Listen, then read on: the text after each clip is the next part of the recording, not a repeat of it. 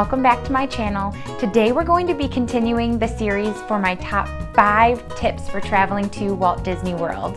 And today's tip is to know the weather, the time of your trip, and how to pack for that weather and the weather down in Orlando. It can be rather unpredictable, but I have some great tips for you for what you should bring with you on your trip.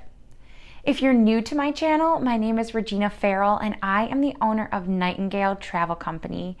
And I specialize in trips to Disney and Universal Studios, and I'd love to help you start planning your next trip. If you'd like to get to know a little bit more about Nightingale Travel Company, you can check out our website or our social media accounts, which I've linked down below in the description for you so that it can be super easy for you to find a little bit more out about us. All right, so let's go ahead and get started on our tip for today. Again, it's to know the weather at the time of your trip and how to pack for it. So you might be thinking, oh, Central Florida, Orlando area, it's always super hot there. Well, they do typically have warmer weather down in Central Florida, and it's always warmer than it is up north. However, if you're traveling in the winter months, December, January, February, you may experience some temperatures that are lower than you may be expecting, down into the 50s in the evenings, and that might throw you off guard a little bit if you don't come prepared for the weather. Now, the cold in Orlando is a different kind of cold.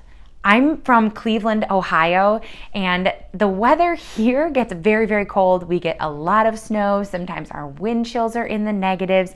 So I feel like I'm someone who is prepared for the cold weather in the winter. So going down to Orlando and experiencing 50 degrees would be like a heat wave to me.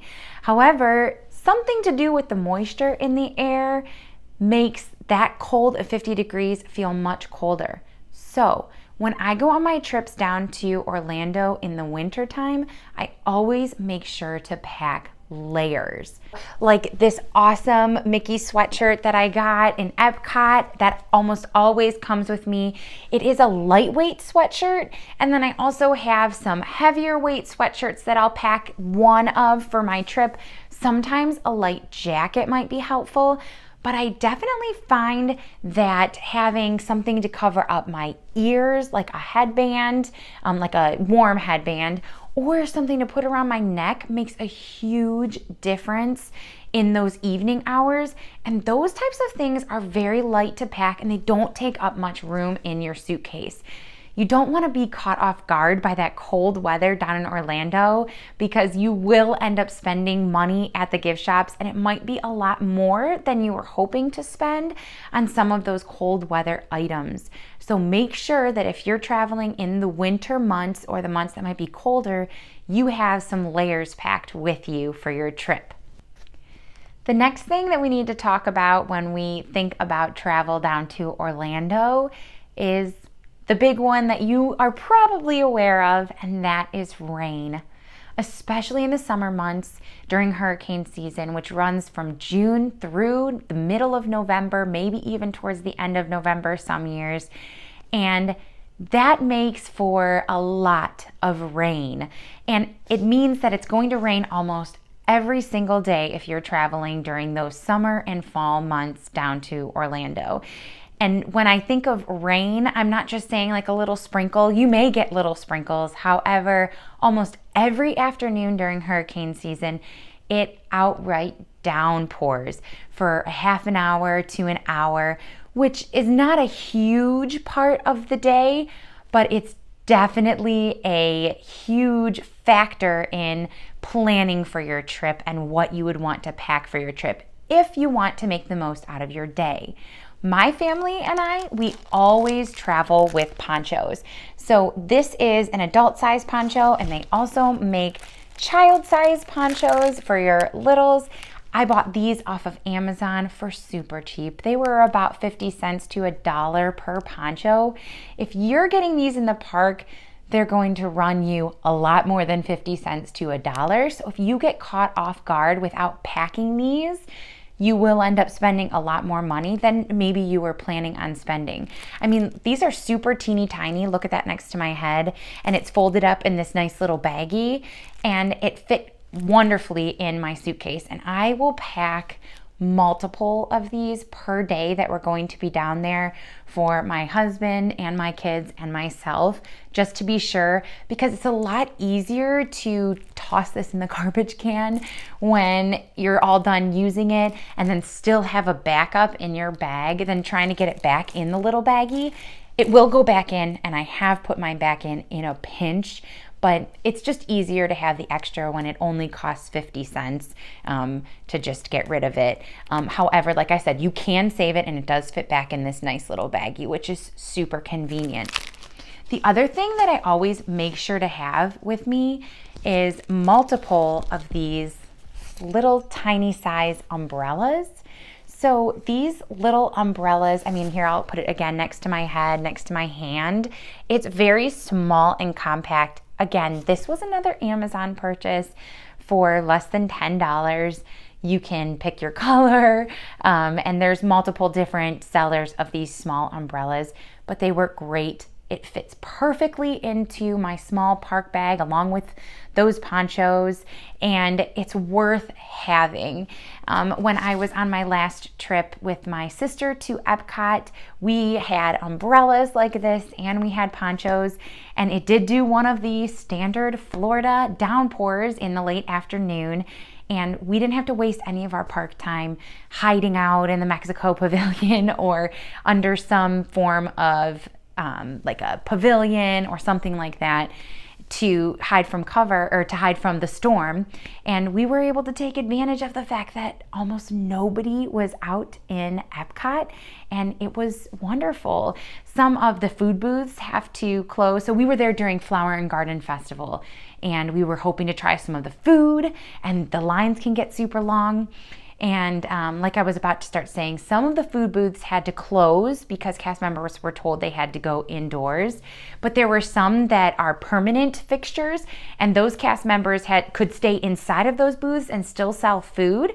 So we were able to walk right up to the food booths and order food and take advantage of the fact that most people were hiding out inside because a pop-up thunderstorm showed up and we didn't have to wait. The last thing that I recommend for those rainy summer days in Orlando, Florida, is making sure that you have the correct footwear for that. Nobody likes to have wet shoes and wet socks. In my opinion, there's almost nothing worse than that. So if I know it's going to rain when I am in Orlando, I forego my tennis shoes altogether and go for something like these shoes right here. These are actually off-brand Tevas, like they resemble the Tevas. Again, I found these on Amazon. If you can't tell, I'm an Amazon girl. I like my convenience. And the brand that I got is Aleadur. I'm gonna go ahead and let you see that. I'm gonna cover up my face and hope that is, yeah. So that is the shoes that I purchased, and they have worked wonderfully. I don't get blisters or anything like that. But if you are going to purchase new shoes like this, or if you already have shoes like this, like Tevas or some other type of waterproof shoe, I highly recommend that you do some walking in those shoes prior to your trip. I would take my kids on walks in the stroller at home and decide and choose to wear these as opposed to my tennis shoes, so that my feet could get used to walking in my new waterproof shoes before I went and did, upwards of 20,000 steps in those shoes on my trip to Orlando, and it worked wonders. Like I said, no blisters, and when it poured down rain, these little babies, they dry up right away. If you don't have this or you don't want to purchase this, the next best thing would be to pack extra socks, because again, like I said, in my opinion, there's next to nothing worse than having wet socks. So extra pairs of socks for each day that you're there would be one thing that I would highly, highly recommend. And the last thing that I'm going to recommend is this little baby. Let me go ahead and zoom in on it. Sunscreen. You need it in Central Florida. The heat and the sun will blaze on you, and you will want to have it with you while you are there, whether you're in the parks or hanging out at the pool. And make sure that you reapply your sunscreen. If you're packing a carry-on, they do make sunscreen like this one in little carry-on size, and it's vital. It's important. You need it. There's going to be a lot of sun, and you don't want to have sunburn. If you are someone who is prone to getting sunburned, I also recommend that you bring aloe vera or something for your skin to help in case of sunburn. You don't want to be caught without those products on your trip, because sunburn makes everyone miserable. So to avoid the miserable, sunscreen. So I hope that my tips for being prepared for the weather in Orlando have helped you out today. If you liked my video, please, please, please give me a thumbs up.